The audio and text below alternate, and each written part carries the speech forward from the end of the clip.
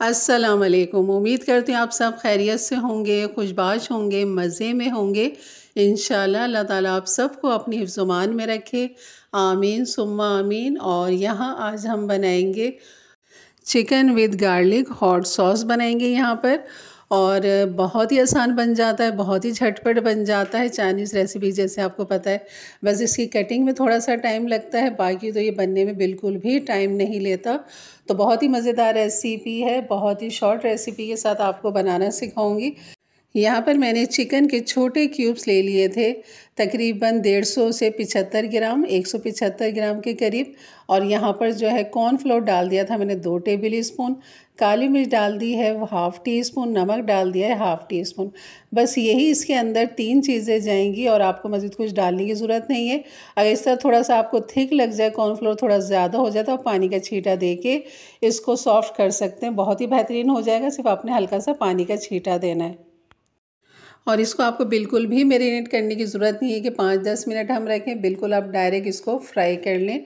बस इसको मिक्स करें, ऑयल गरम करें और बस इसको फ्राई कर लें। आप इसको शैलो फ्राई भी कर सकते हैं। यहाँ कढ़ाई में मेरे पास ऑयल मौजूद था क्योंकि दूसरे काम भी कर रही थी, तो सोचा पहले चिकन को फ्राई करके निकाल लेती हूँ, उसके बाद फिर हम बाकी अपना दूसरा काम कर लेंगे। तो यहाँ पर इस तरह आपने एक एक चिकन की बोटी को उठाना है और इस तरह आपने अलग अलग करके इस तरह डालते रहना है ताकि तमाम चिकन आपस में जुड़े नहीं और इस तरह अलग अलग इनकी बोटी बेहतरीन सी फ्राई हो जाए। तो आपने मीडियम लो हीट पर आपने इसको फ्राई करना है ताकि चिकन गल भी जाए और ऊपर से क्रंची क्रिस्पी भी हो जाए। जैसे ही ऊपर से लाइट गोल्डन हो जाएगी, झाग इसकी बनना इस तरह बंद हो जाएंगे, तो बस आपने इसको निकाल लेना है। आपने ज़्यादा इसको फ्राई नहीं करना है क्योंकि छोटी बोटी बहुत ही जल्दी गल जाती है। तो ये हमारा पहला काम तो शुरू हो गया। बस अब जो काम होगा ना, फटाफट इसकी तैयारी हो जाएगी, जिसके लिए मैंने एक ले ली है कढ़ाई और उसके अंदर मैं डाल दूँगी 2 से 3 टेबल स्पून ऑयल डाल देंगे। और यहाँ पर गार्लिक है, तो गार्लिक मैंने लिया तकरीबन 1 टेबल स्पून चॉप करके। तो चूल्हा कर लिया है ऑन और यहाँ पर 1 टेबल स्पून आप जो है लहसुन को बारीक चॉप कर लें और वो यहाँ पर डाल दीजिए। तो यहाँ पर जैसे हमारा लहसुन लाइट गोल्डन हो जाएगा, जैसे हल्का सा इसमें कलर आएगा, तो मैं साबुत लाल मिर्च भी डाल दूँगी इसके अंदर।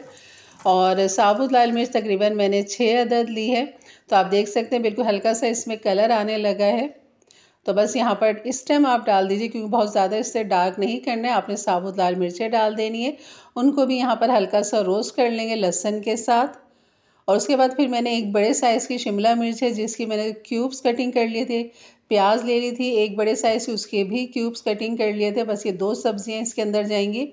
जैसे हमारा लहसुन हल्का सा लाइट गोल्डन हो जाए, मिर्ची हो जाए, तो उसके बाद आपने दोनों चीज़ें डाल देनी है और इनको हल्का सा टॉस कर लेना है। बिल्कुल इसमें कलर ना आए, ना प्याज पे ना शिमला मिर्च पे।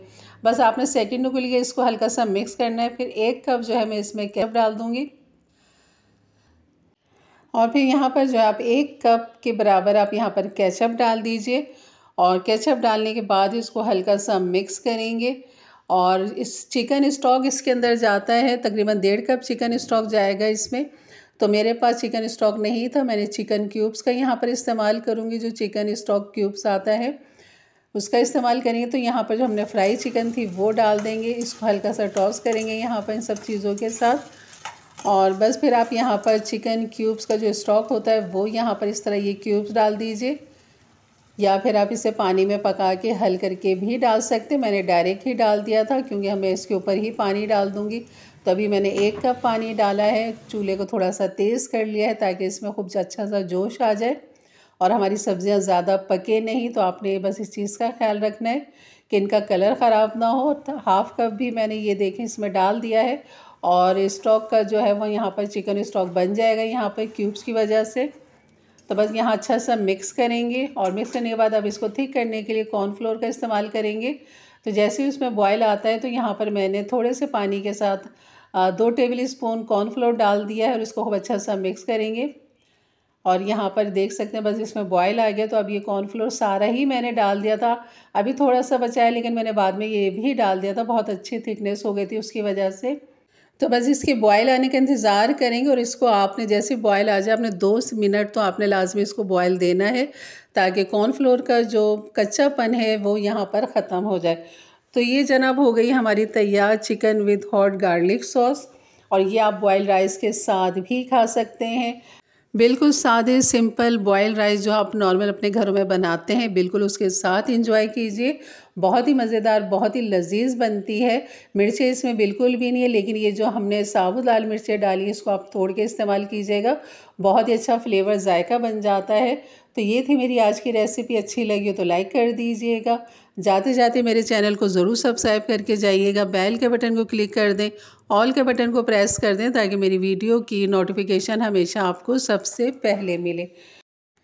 अपने फैमिली फ्रेंड में भी ज़रूर शेयर किया करें, ताकि उनके लिए भी आसानियाँ पैदा हों और वो भी इस तरह की मज़ेदार सी रेसिपी अपने घर में झटपट बना सकें। और अपनी राय का इज़हार ज़रूर किया करें कि आपको मेरी रेसिपी कैसी लग रही है। तो इंशाल्लाह मिलते हैं फिर एक अच्छी नई रेसिपी के साथ। तब तक के लिए इजाज़त दें। अपना बहुत सारा ख्याल रखें, दुआओं में याद रखें। अल्लाह हाफ़िज़।